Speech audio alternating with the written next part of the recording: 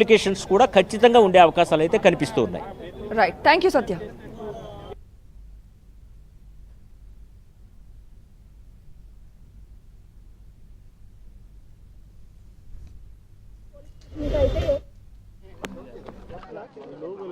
వల్లభనేని వంశీమోహన్ గారిని high court protection ఉండగా పోలీసులు అన్యాయంగా హైదరాబాద్లో ఇంటి నుంచి తీసుకొచ్చారని మాకు సమాచారం ఉంది. సరే, ఇప్పుడు వల్లభనేని వంశీ మీద ఎటువంటి ఒకవేళ ఏమైనా కేసులున్నా ఏదున్నా సరే ఒక న్యాయవాది వచ్చినప్పుడు కనీసం మనిషిని యాజ్ పర్ కాన్స్టిట్యూషన్ చూపించాలి, మాట్లాడించాలి. It is a constitutional guarantee right. So ఇప్పుడు ప్రజలంతా ఏమనుకుంటున్నారంటే గతంలో ఏదో రఘురామకృష్ణరాజు గారిని ఏదో టార్చర్ చేశారు ఫిజికల్గా, దానికి కన్నుకు కన్ను పన్నుకు పన్నులాగా దానికి కూడా వల్లభనేని వంశీని అలాగే చేయాలన్న ఉద్దేశంతో ఇది జరుగుతున్నట్టుగానే కనిపిస్తుంది. అది చాలా అన్యాయం, అది చాలా తప్పు.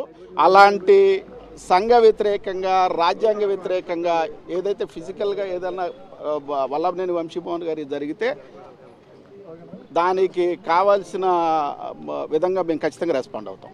మమ్మల్ని అది అసలు ఇక్కడ తీసుకురాలేదన్న అబద్ధం మాటలు చెప్తున్నారు. వల్లభనేని వంశీమోహన్ ఖచ్చితంగా ఇక్కడే ఉన్నారని మాకు పూర్తి సమాచారం ఉంది.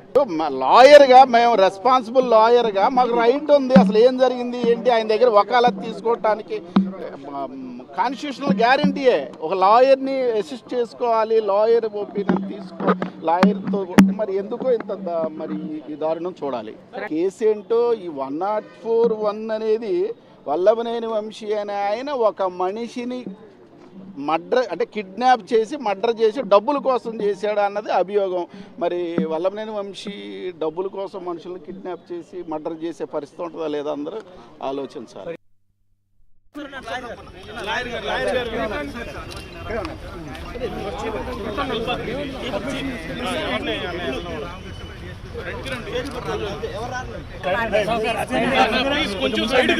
ముందుకెళ్ళండి.